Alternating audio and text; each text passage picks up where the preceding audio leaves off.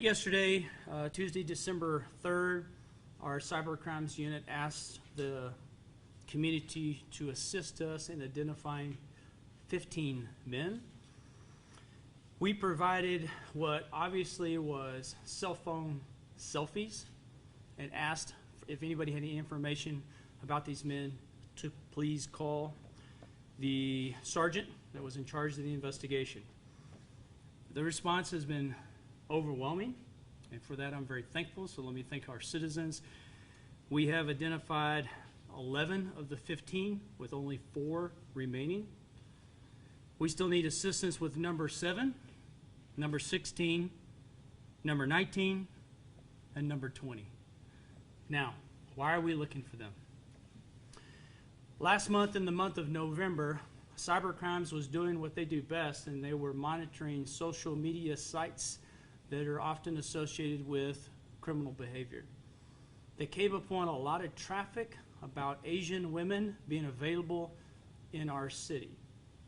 So they did what they did best, and they began an investigation, whereupon they eventually would come across a in her 30s Asian woman. We ultimately would bring her back here. We immediately engaged one of our partners, the Regional Victim Crisis Center, RVCC, and upon interviewing her, we learned that she was one among many Asian women who were being trafficked across state lines. I can tell you that our specific investigation involves at least 2 states, one including Texas.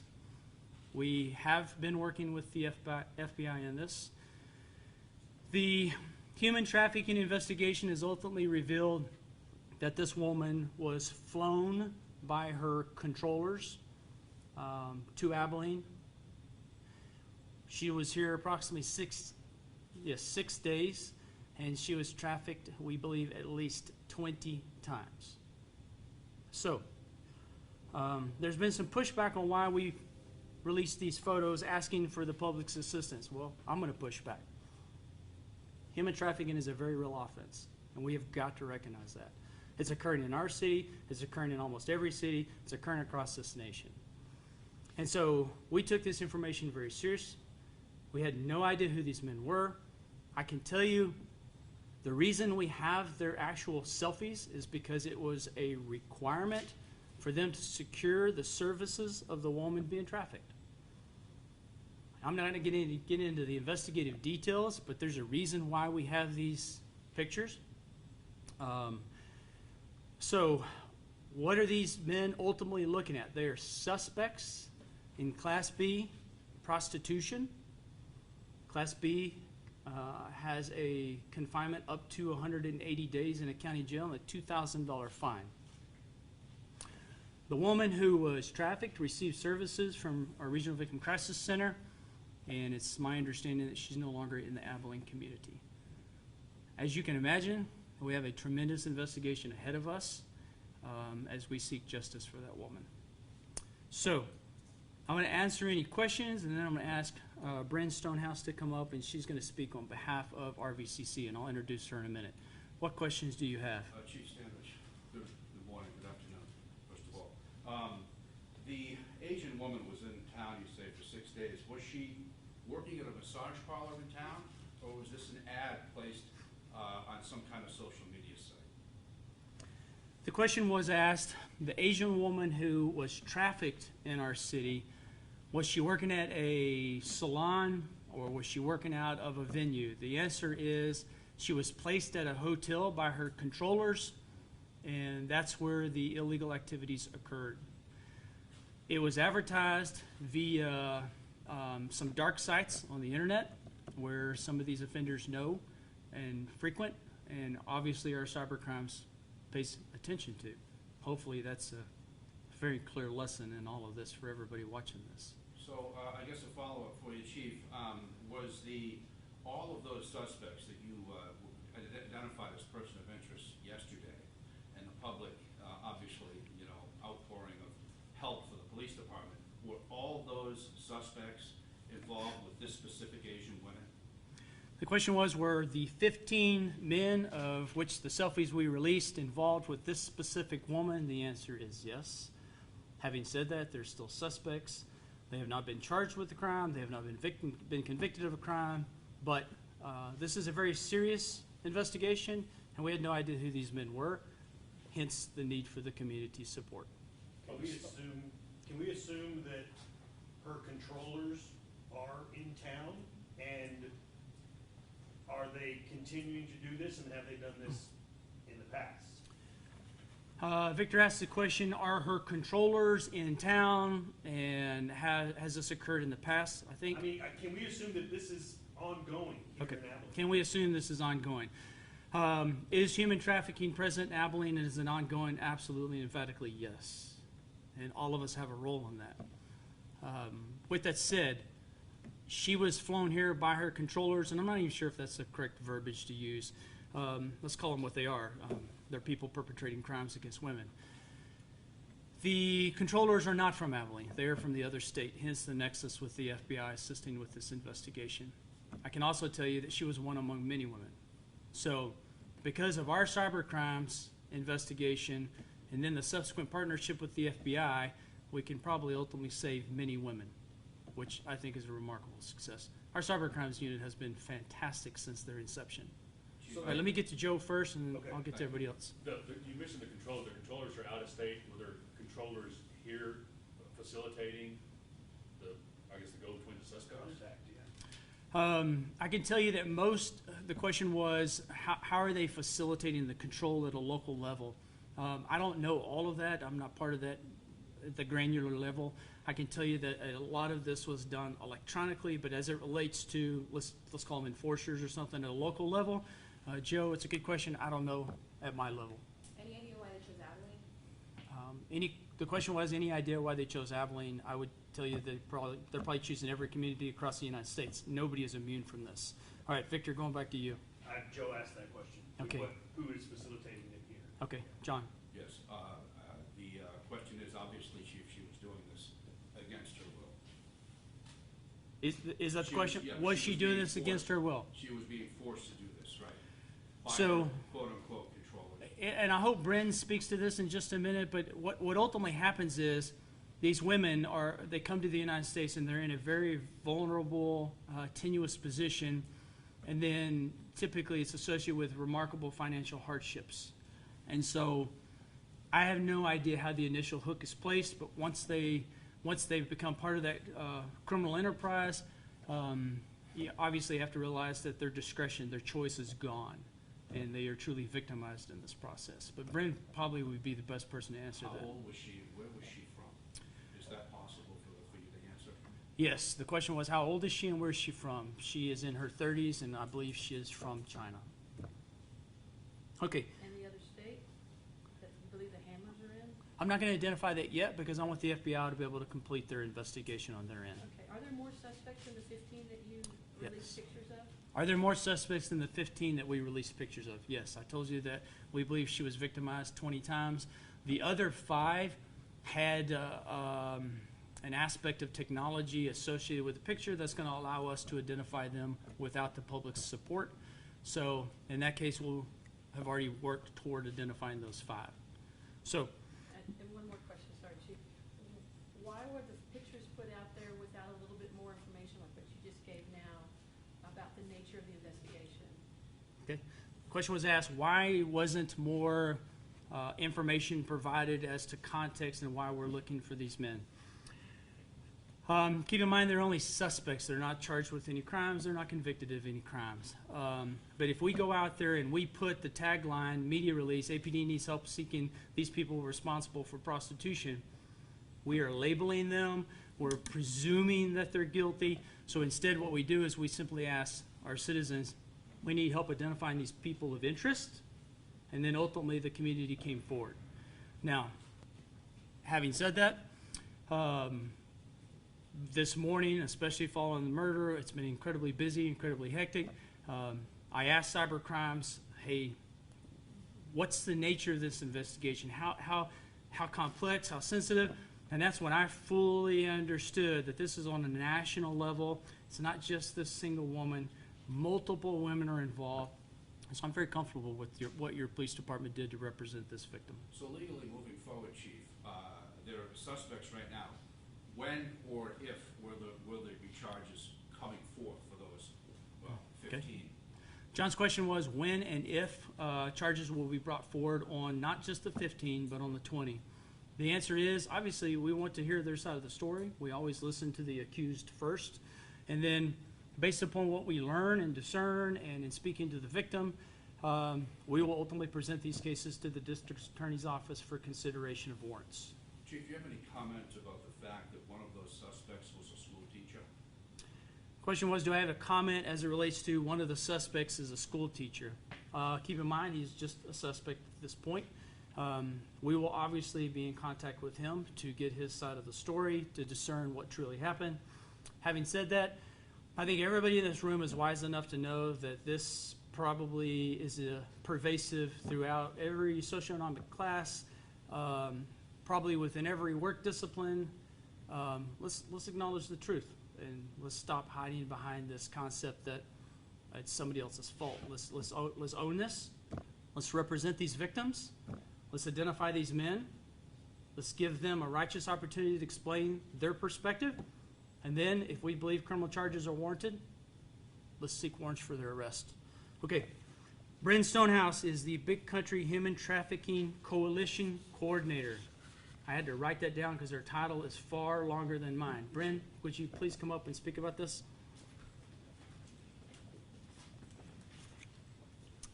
So we often think of human trafficking as an international problem, but today is a reminder of the reality that this not only happens in our nation and in our state, but in our own community here in Abilene. There are an estimated 313,000 victims of human trafficking within the state of Texas alone. We are placed at number 2 in the nation for the highest volume, and Houston is our largest hub in the nation for human trafficking. While Abilene does not compare to the size of the larger cities like Dallas and San Antonio and Houston, it does not protect us from this public health crisis. We have major highways like I-20 that make us a corridor city for human trafficking. So we see a lot of traffic coming through our city in between Dallas and Lubbock and El Paso and larger cities like that. There are hundreds, if not thousands, of young girls and boys, men and women in our own community who are extremely at risk for being trafficked, whether that's through force, fraud, or coercion. Just look at the over 1,000 homeless youth in our school district right now. A third of homeless youth will be approached by a trafficker within 48 hours of becoming homeless. If these are not your kids, it's at least your kid's friend, your kid's classmate, or someone in their grade. Abilene and the Bay Country area cannot ignore this issue anymore. We cannot say that human trafficking does not occur here, because it does. It happens right here in our own city. And we will continue to advocate and work to provide services for these survivors of human trafficking. So on behalf of the Big Country Human Trafficking Coalition and our Regional Victim Crisis Center, we want to thank Chief Standridge and our Cyber Crimes Unit for the work that they have done on this case. Human trafficking doesn't discriminate, right? It can affect anyone. Correct. It can happen to anyone, any age, any socioeconomic background, any race, any sexuality. Anyone can become a victim of human trafficking. How many human trafficking victims have y'all dealt with this year alone, locally? I cannot give an accurate, 7. My executive director is now saying 7. She has all our data for our grants. We have worked with 7. Can you give us some perspective on that 7 age range, male, female, just so citizens have an idea of what's going on? A majority we have encountered are female, and a majority we have seen, from kids to adults. We have seen everything. We predominantly will see females. It's more rare that males will come forward as trafficking victims because of shame and of fear and of guilt. But we know they're out there, and their stories are just as important. We just haven't encountered them. What kind of services do you provide, like the woman that Chief Standards was talking about? What kind of, you talk about that? So in a general context, we provide crisis response. We will assist in getting medical treatment, and if they need emergency housing, that as well, and then providing that kind of mental health aspect as well.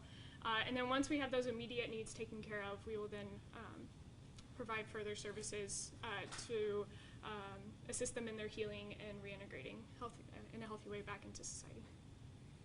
Can you spell your first and last name for us? Yes. Bryn is Bryn, and my last name is Stonehouse, Stonehouse.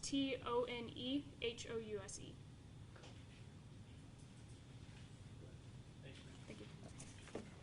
Anybody have any remaining questions? Have y'all had other human trafficking cases of this size or even smaller?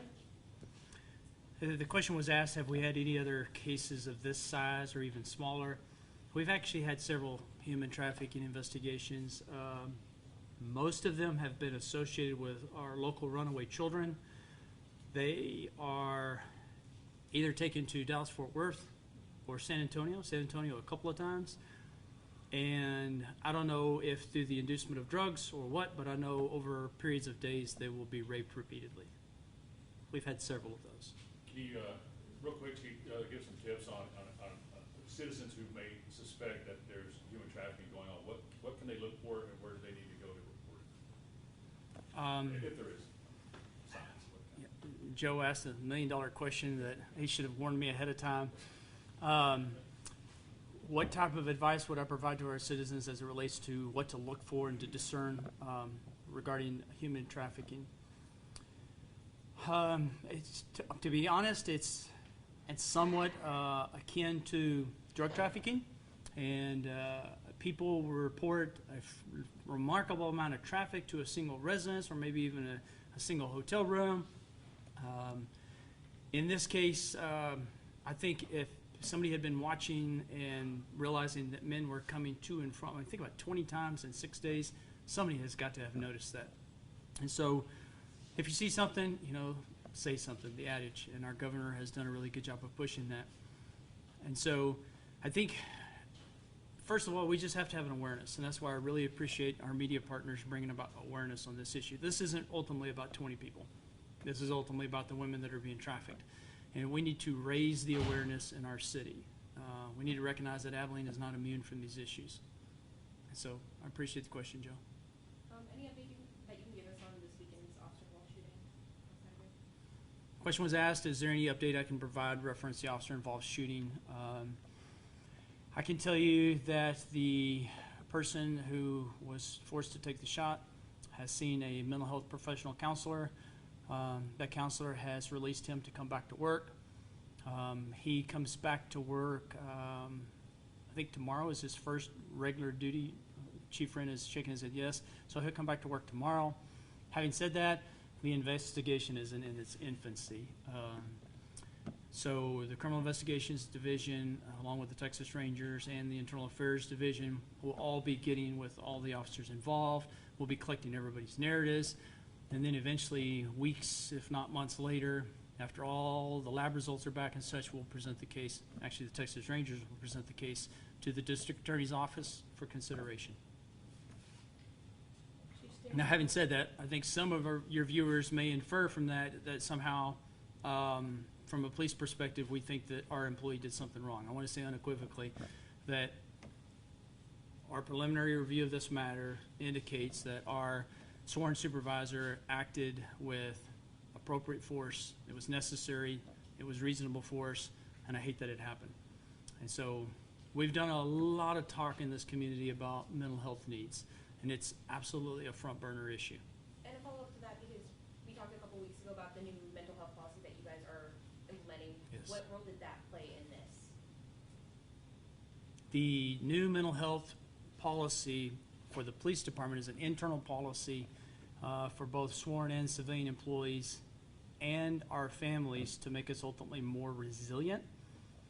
Having said that, some of the aspects of that policy were already in place because of the officer involved shooting. So as an example, the requirement to have a mental health checkup following a shooting, that's in the new policy, but it was also in the old policy. So it's a good question. I just don't know. We're still in the infancy of the new policy. You had a question? Yes, on the back to the cyber crimes case, you said the unit initially picked up online traffic. Yes. Were they able to hone in specifically on this victim and contact her and get her to the help she needed? How did they find her specifically? question was asked, how do cyber crimes in monitoring these sites hone in on this specific victim? It's a great question which we'll never answer. That's tradecraft. I say that jokingly. In all sincerity, there is a tradecraft to it. These men and women are specialized. They have a phenomenal amount of training and a phenomenal amount of equipment. This new building provided them almost triple the space for cyber crimes. And so I'm not about to do anything to compromise any future investigations because these issues are so pervasive. Okay, we have a busy day ahead of us. Thank y'all.